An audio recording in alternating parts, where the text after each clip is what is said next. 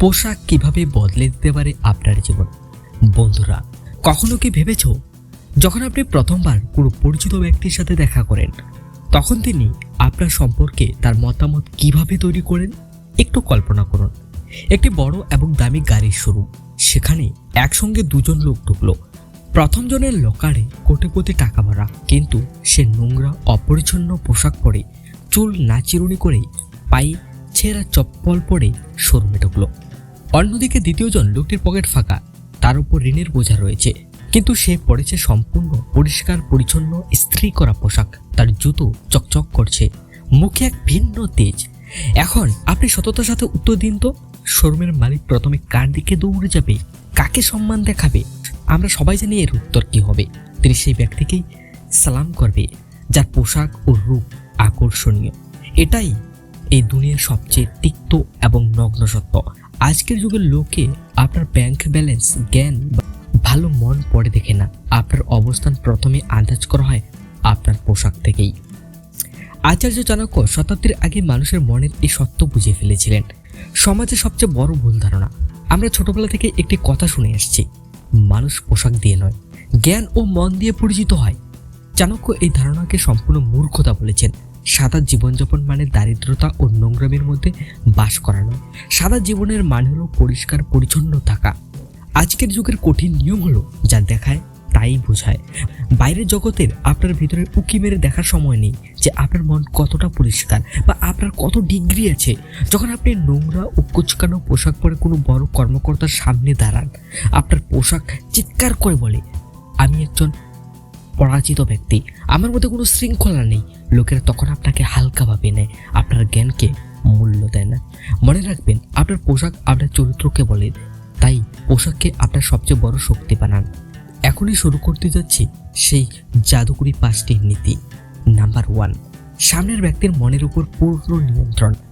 আচার্য চাণক্য চন্দ্রগুপ্ত মৌর্যকে প্রথম পাঠ দিয়েছিলেন, একজন রাজাকে সবসময় রাজার মতোই দেখতে হবে। পোশাকের মাধ্যমে প্রজা ও শত্রু উভয়ের মনে ভয় বসে যায়। আজও এটি 100% কাজ করে।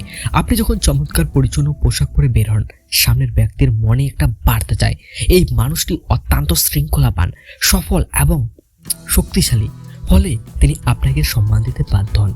নাম্বার 2, ভিতরে সুপ্ত তেজ ও আত্মবিশ্বাস জাগ্রত করা।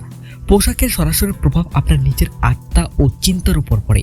আপনি নিজেই পরীক্ষা করে দেখুন, নোংরা ও ঢিলেঢালা পোশাক আপনাকে অলস বোধ করে, পিঠ বেঁকে যায়, গলায় দম থাকে না। কিন্তু স্নান করার পর পরিষ্কার শার্ট, সাজানো চুল, আপনার ভিতরে এক নতুন শক্তি আসে, চালচলন বদলে যায়, চোখে তেজ আসে। ভালো পোশাক দুনিয়াকে না বলে নিজেকেই বলে দেয় আপনি একজন বিজয়ী। নাম্বার 3, সম্মানের অভেদ্য সুরক্ষা কবচ। চাণক্য বলেন, এই সংসার নিষ্ঠুর, দুর্বলদের চাপা দেওয়া এদের প্রিয় কাজ। নোংরা পোশাক পরলে আপনি নিয়ন্ত্রণ দিচ্ছেন, এসো আমায় অপমান করো।